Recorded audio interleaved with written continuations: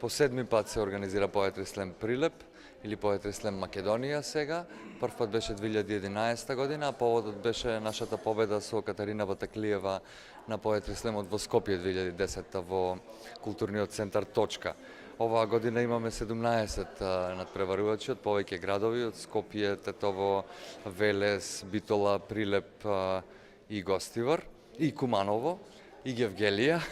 Коста некои се пријавија на време, некои малце подоцна, но се надеваме дека традицијата ќе продолжи да се одржува. Што всушност представува Поетри слемот? Поетри слем е поетски надпревар растеретен од официјалностите на класичната поезија. Практично се оценува настапот, а не квалитетот на самиот текст. Може би тоа е малце спорно, затоа што некогаш и многу добри текстови многу добро се интерпретират, а некогаш и од лош текст може да се направи добра изведба. И тука е и замката.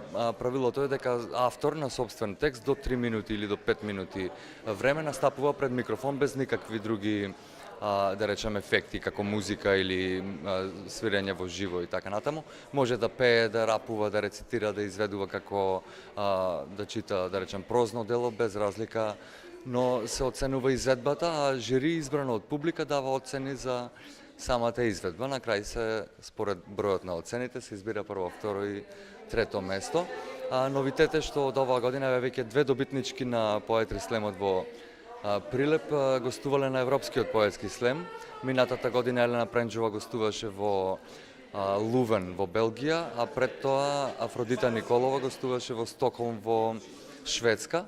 Оваа година на 30 ноември одам јас во Брисел да ја представувам Македонија и веќе има пријавено 21 надпреварувач, односно 23 надпреварувачи од 21 европска земја на слемот таму.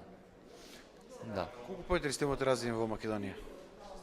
Па еве, ние 7 година го организираме, полека почнува да станува традиција на македонската сцена, веќе не бараат на фестивали како Дифест, во Дојран, во Струга на Дримон фестивалот.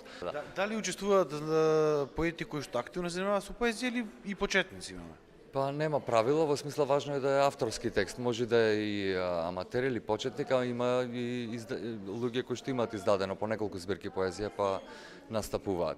Редовно имаме и гости, например оваа година ни беа поканети Никола Маџиров, кој само што се врати од Кина, и Ана Бунтевска, која што ни прати една нејзина победничка со нејзина песна рецитаторка Леона Митревска од Прилеп, која победила тука на рецитаторскиот надпревар. Таа ќе настапи така преку неа со нејзината песна како гостинка. Никола се извини пошто имаше долг пат, па нема да може да присуствува. Организатори се театарска работилница, дали сте поддржани финансиски од него? Да, оваа година, предходните 2 години не бевме поддржани, а предходно од 2012 до 2014 не поддржуваше Министерство за култура. Потоа имавме мала пауза од 2 години, но сепак ние го одржувавме настанот. А оваа година преку нов културен бран, повторно Министерството за култура покаже интерес за овој проект и се надеваме дека ќе продолжи понатаму. Дали прв пат учествувате на Поетри слемот што го организира театарска работилница од Прилеп по 7 пат? Да, ова ми е мене прв пат каде што учествувам на оваа манифестација. Како се одлучивте за учеството? Слушнавте од некои ваши пријатели, на социјалните мрежи, на интернет се запознавте со него? Моја пријателка ми предложи да се пријавам на ова и бидејќи сакам поезија, стварно сакав да се испробам. Колку време се занимавате со поезија? Па има неколку години. Имам исто така одено на други поетски читања. Ова ми е прв пат слем поезија да работам, така да многу сум возбудена. Која е разликата помеѓу обичната поезија и слем поезијата? Па во слем поезијата повеќе е битен перформансот, начинот на кој што ќе се искажи поезијата, ритамот да се држи и тоа е послободен стил за разлика од класичната поезија. Што ќе се представите? Мојата песна се вика Воин на мирот. Што беше мотив за песната?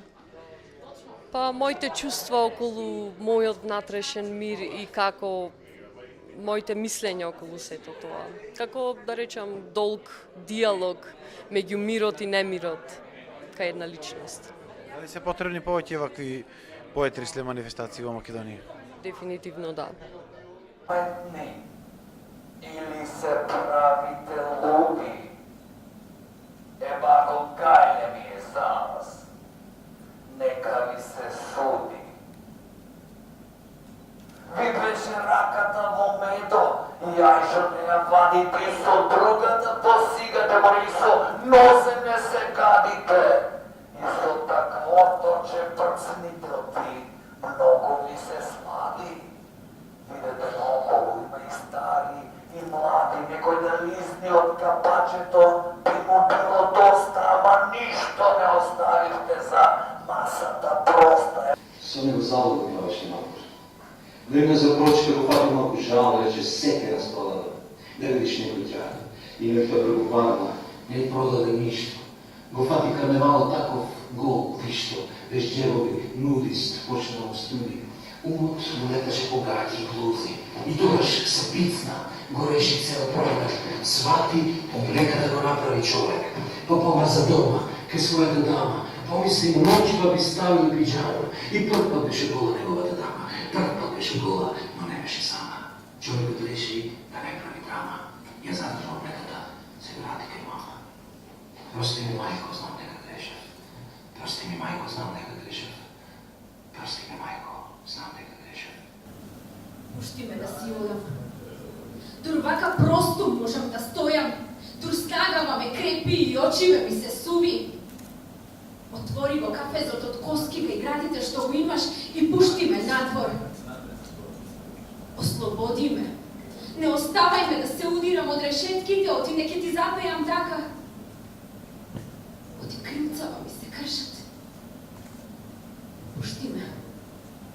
Пушти ме да си одам.